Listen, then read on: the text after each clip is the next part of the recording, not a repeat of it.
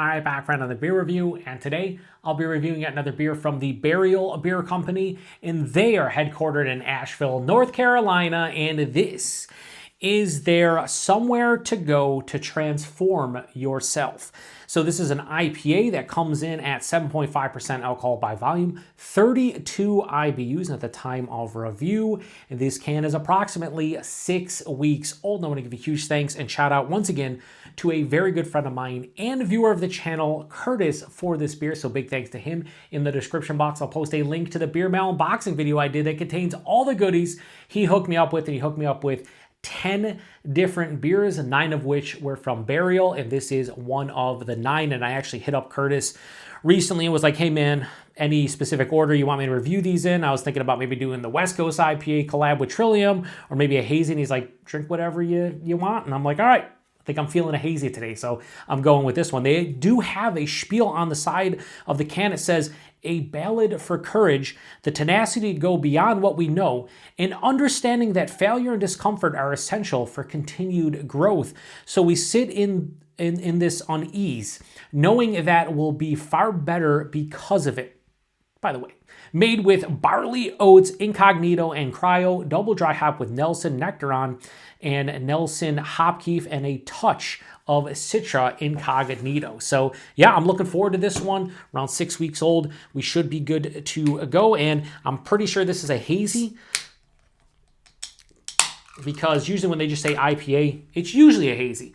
And he sent me a really nice mixture of beers from Burial. Pale Ale, West Coast IPA, couple hazies, bunch of lagers, pastry stouts. So we're getting to know Burial and what they do quite well. And again, the label art, do I have to really always show you? Yes, I do, because their label art is absolutely fan-fucking-tastic. So we're going to throw this over here like that. What does that look like? Pure deliciousness in a glass. That's what it looks like.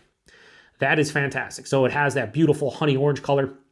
Has almost a 2-finger, we'll say a finger and a half, approaching 2 fingers of this nice, somewhat soap sudsy, but also somewhat creamy looking head. It's more of like off-white, super murky and turbid. Bust out the light. You're not seeing anything through this. I don't think. I'm going to go right through the back from the top down. You're not seeing anything, honestly. That's just not happening with this beer because it is super murky and turbid. But yeah, that plays the role of what I'm kind of looking for out of a hazy. Let's get a nose here. Wow, that's dank. Ooh, that's real nice. Huge mango, stone fruits, mango, peach. A little bit of like passion fruit and pineapple. Kind of like, to me, and there's no galaxy in here, but I'm getting like old school galaxy. So pineapple and passion fruit leading the way.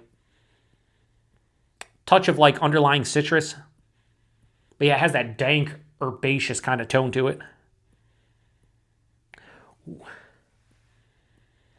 It's candied, like kind of like a Starburst.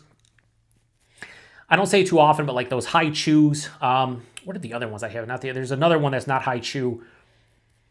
I forget the name of it. I think it's the Japanese candy. I can't remember what the brand name's called. But kind of in that realm. Maybe it is the high chews.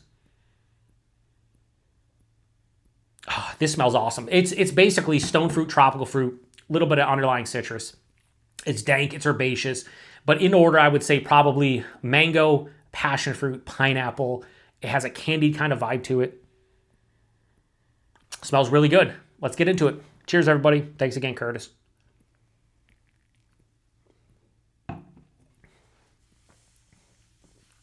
Wow. So 6 weeks old. This is still insanely fresh tasting and smelling.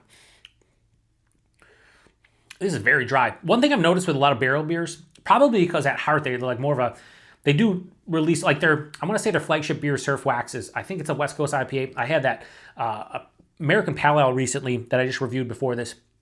It was giving me old school, like, old school hop forward IPA Pale Ale vibes, where it's like dry, it's bitter. That's what I'm noticing with them. Their beers are very dry. They have a nice pop of bitterness, but something like this, a hazy, you're expecting maybe a little less bitterness, a little less dryness, and more of like a sweetness. Nah, this is still very dry with a nice pop of bitterness. Buying this is really impressive too. This is like higher side of medium, lower side of full. It's 7.5%. It has a thickness and a viscosity that I didn't expect. I thought it was going to be a little bit thinner. It's nice. Mouthfeel Has a nice moderate carbonation, still somewhat smooth on the palate. Nice pop of creaminess as well. This is really nice. Like, you can probably tell that I'm enjoying this.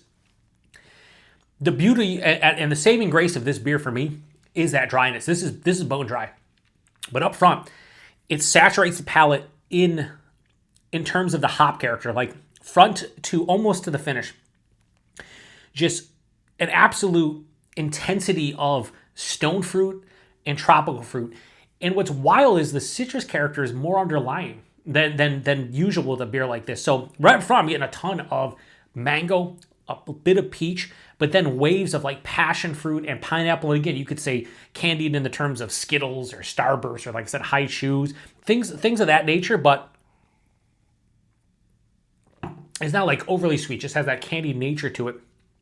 Almost like a peach gummy ring vibe as well. I love the pop of passion fruit and pineapple. I said pop like a half dozen times in there. I don't know what's wrong with me. Gobs. Dare I say gobs. Shout out to you, bud. But yeah, no, this is very, again, hop saturated with stone and tropical fruit. But on the finish, it's dry and it has this nice drying kind of like dank herbaceousness. It almost has like that leafy green kind of feeling to it. Not necessarily marijuana, I'm just saying like a leafy kind of just like, it's almost like you're rolling hops in your hand and you just place them in the glass and you're tasting it. Almost has that numbing effect. I don't know what order you're going to see these in, but I said that about Masthead's IPA for Aliens, which is a West Coast IPA.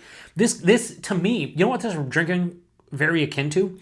Very akin to some of the monkish IPAs and double IPAs I've had. I always said about monkish that they're hazies, but they still bring that West Coast vibe to it. That's what I'm noticing with the Burial hazies. They're doing the same thing, and I think I like that.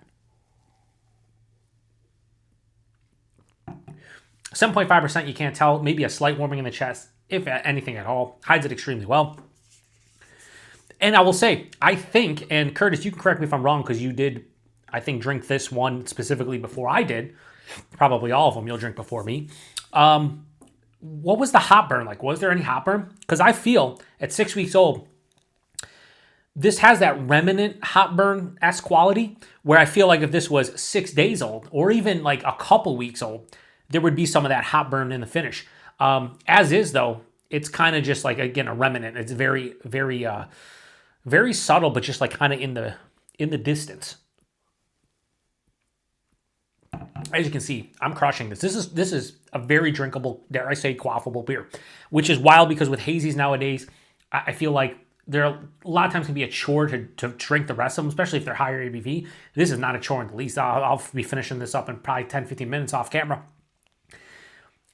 It finishes, again, bone dry. There's a moderate bitterness here, but it's pretty sweet up front. Like all that, I'm talking about saturation of the hops and all these stone fruit and tropical qualities. Yeah, it has that.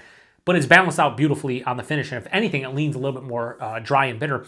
Again, there's not a lot of citrus character here. I feel like there's a touch of like an orange and maybe a grapefruit, but not much outside of that. Maybe there's a little bit of like a...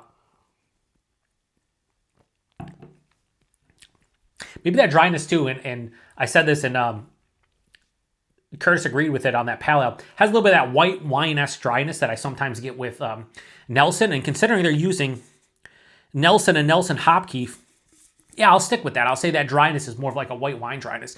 Yeah, rating on this one, I like it quite a bit. It's very good, right? But as I continue to drink on it, it's starting to become a little bit of like that same flavor. Like it's not really changing. There's some of these hazy where I continue to drink and like each sip something different. This is very steady. It's still really good. You know what? I'm going to give it a good score. It deserves a good score because it's a good beer, and I thoroughly enjoy it. Plus, the label art is fantastic. Should that impact the score? It shouldn't, but it doesn't. It's just, I like to say the label art is fantastic. So, somewhere to go to transform yourself. And they say on the bottom here, too, it says, change comes from within. It does. Anyway, I'm going to give this beer a high 4.25 and go 4.35. This, my friends, is damn tasty. And again, the label art's pretty fantastic. So, yeah, all day long. Anyway, price point availability, $19 a 4-pack at the website, which is what I'm pretty sure Curtis paid for it. Is it worth almost $5 a can? Yeah. 4.35 out of 5? Yeah. It's worth almost $20 4-pack. If it was 17 or 18 bucks 4-pack, be a little bit better, but 19, not going to, split hairs and get angry about it or anything. And plus, Curtis sent it to me. I didn't pay for it. So what are you doing, Joe? No reason to get angry. Thanks again, Curtis. And then availability, pretty sure, you know, wherever you see Barrel, you probably see this beer. I don't know with Barrel. Like, I couldn't tell you. I know you can order from their website. They ship to a bunch of different states, including New York State. But like, as far as like them making distro into different bottle shops across the, you know, the Carolinas or into the Midwest or the Northeast or the South, I have no idea. So if anybody knows, let me throw it in the comments section. I would love to hear from you. And if you've had this one before, post in the comment section. Let me know what you think about it. Like I said, the ABV a little bit warming in the chest, but like this drinks like a bigger beer from the intensity of the flavor profile to the body being bigger. Just everything about this screams at the very least a double IPA into like a low triple IPA realm. Like this, if you told me this was anywhere from like 8 to 10%, I'd be like, yeah, for sure. The fact that 7.5 is pretty cool. So yeah, another winner from Burial, 4.35 out of 5. Damn tasty beer. I have one other hazy from them. I have that West Coast IPA, which will be the next one I review. I'm going to review the IPAs first to get them out of the way as far as like a freshness goes and the concern. I want to drink them as fresh as possible. The lagers can hold out for a while. I'll probably review the pastry style last. But I was feeling a hazy today, and I'm glad I picked this one out because it's hitting the spot right now. So huge thanks to Curtis for this beer. Like I said, if you've had this one before, post in the comment section. I'm going to go drink the rest of this and enjoy every single second, although it's getting already low. And by the time I turn off this camera and put everything away, and I'm probably going to finish this as I start to edit the video, honestly. So anyway, till the next one. Cheers.